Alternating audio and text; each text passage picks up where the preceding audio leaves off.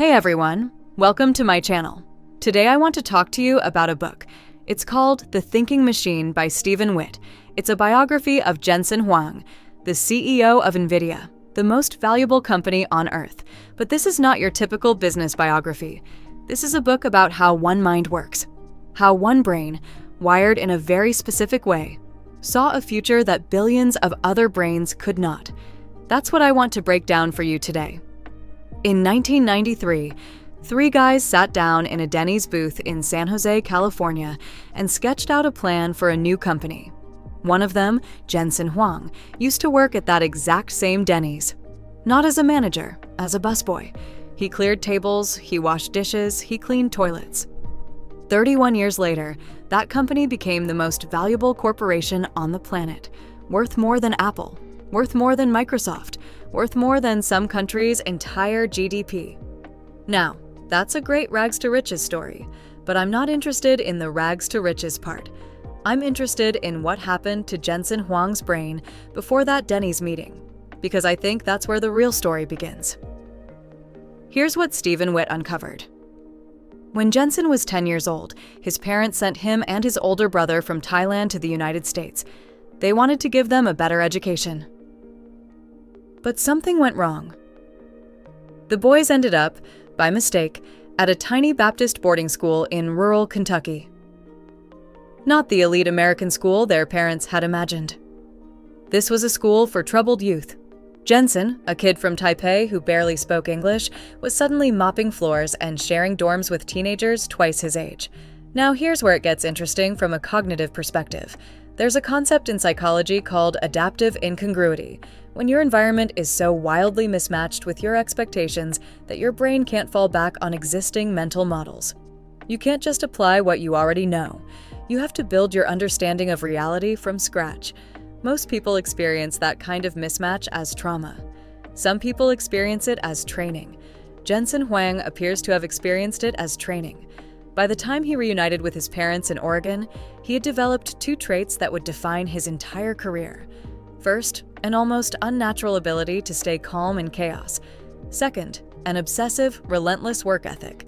Between homework and shifts at Denny's, he played competitive table tennis at the national level. These aren't just personality quirks. In cognitive science, we call this stress inoculation. Early exposure to manageable adversity physically reshapes the prefrontal cortex, the part of your brain responsible for executive function, planning, and impulse control. Your brain literally learns to keep the lights on under conditions that would shut down other people's higher thinking. Remember this. It becomes the key to everything that happens next. Fast forward to the early 2010s. NVIDIA is a successful but unremarkable company. It makes graphics cards, mostly for video gamers. A niche product. Wall Street likes it fine. Nothing world-changing. Then Jensen Huang does something that, on paper, looks completely insane. He sees a handful of research papers, just a handful, showing that GPUs, the chips NVIDIA makes for rendering video game graphics, could also be used to train neural networks. Deep learning, artificial intelligence, and on the basis of those few early results, he bets the entire company on AI. Not a side project, not a small R&D team, the whole thing. Stephen Witt describes how Wall Street analysts were baffled. The AI market barely existed. There was no proven demand. No customer was asking for this. The rational, data-driven analysis said, "This is a terrible bet, so why did he make it?" This is where we need to talk about how the brain actually makes decisions. Daniel Kahneman, you've probably heard of him, described two systems. System 1 is fast, intuitive, pattern-based. System 2 is slow, analytical, based on logic and probability. Most business schools teach you to rely on System 2. Gather data, build models, calculate expected value. Don't trust your gut. But Jensen Huang didn't calculate the probability of AI succeeding. He recognized the pattern. The way a chess grandmaster looks at a board and sees the winning position without consciously counting every possible move. And this is what separates visionary founders from merely smart executives. It's not that they take bigger risks. It's that they don't experience the same level of risk, because their pattern recognition is processing information that hasn't yet shown up in the spreadsheets everyone else is staring at. Psychologist Gary Klein calls this skilled intuition. It's not a hunch. It's not a guess. It's the product of thousands of hours of deep domain expertise compressed into what feels like instinct, but is actually highly refined cognition. The keyword is deep. Surface-level knowledge produces overconfidence. Deep knowledge produces pattern recognition that can genuinely outperform formal analysis in fast-moving, uncertain environments. Jensen Huang had spent decades inside semiconductor design. His pattern recognition wasn't a gamble. It was expertise operating at a speed that conscious analysis couldn't match. Okay, now here's the part of the book that I keep coming back to, the part that honestly kind of blew my mind. Jensen Huang runs NVIDIA, a company with tens of thousands of employees and a multi-trillion-dollar market cap with about 60 direct reports. 60. Most CEOs have 5 to 10. He doesn't do one-on-one meetings. Almost everything he says to everyone at the same time. No private briefings, no privileged access to information, no layers of middle management filtering what reaches the top. When someone asked him why, he said, and I'm paraphrasing here, that information should flow like water, not get trapped in pipes, and that every layer of hierarchy you add is another layer of distortion between reality and the person making decisions. Now, from an organizational psychology standpoint, this should not work. There's something called Miller's Law, the idea that human working memory can only handle about 7 items at once. Managing 60 direct relationships should overwhelm anyone's cognitive capacity. But I think what Huang has done, probably instinctively rather than by reading psychology textbooks, is redesign the organization to match a completely different cognitive architecture.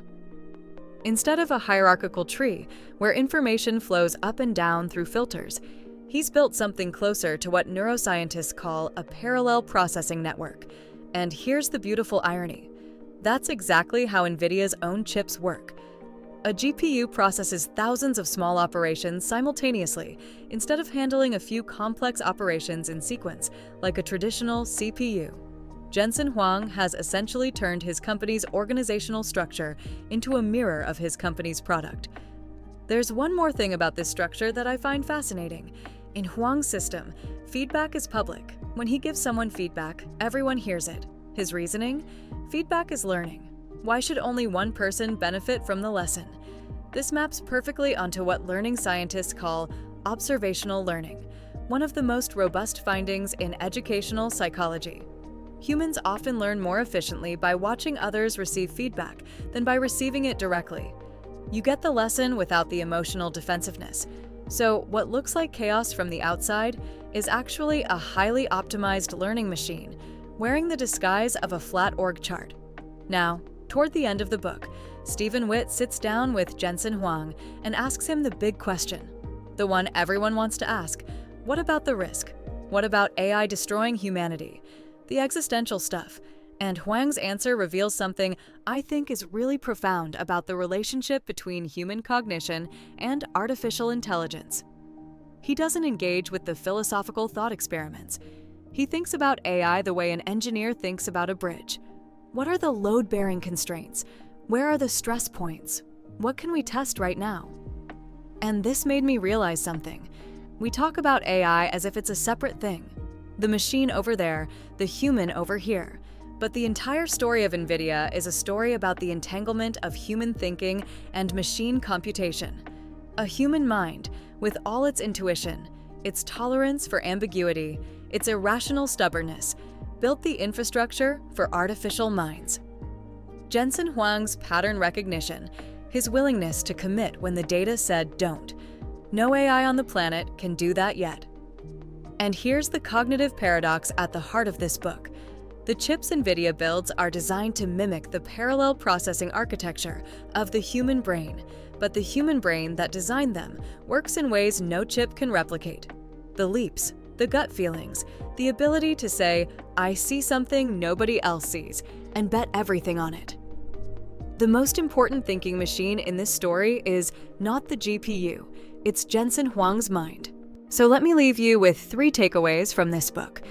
3 things that I think are genuinely useful for how you think. Number 1. Stress inoculation is real. You don't build cognitive resilience by avoiding difficulty. You build it by surviving difficulty that's just beyond your current capacity, and then recovering. Jensen Huang's childhood wasn't a setback, it was training, and the neuroscience supports this. Moderate early adversity, followed by support and recovery, measurably strengthens executive function. Number 2. Deep expertise transforms intuition from a liability into a superpower. When people say, trust your gut, that's terrible advice, unless your gut has been trained by years of deep, focused immersion in a specific domain. Surface-level knowledge makes you overconfident. Deep knowledge makes your intuition accurate. There's a huge difference. Number 3. The way information flows through a system shapes the quality of thinking that system produces. This applies to companies, teams, families, even your own brain. Every filter you add between reality and your decision-making center is a source of distortion. If you want to think clearly, reduce the layers between you and the truth. That's The Thinking Machine by Stephen Witt. It's one of the best books I've read this year. Not because Jensen Huang is a perfect person. By all accounts, he's intense, demanding, and occasionally terrifying to work for. But because his story forces you to confront a question that I think matters more than ever in the age of artificial intelligence. What kind of thinking can a machine never replace?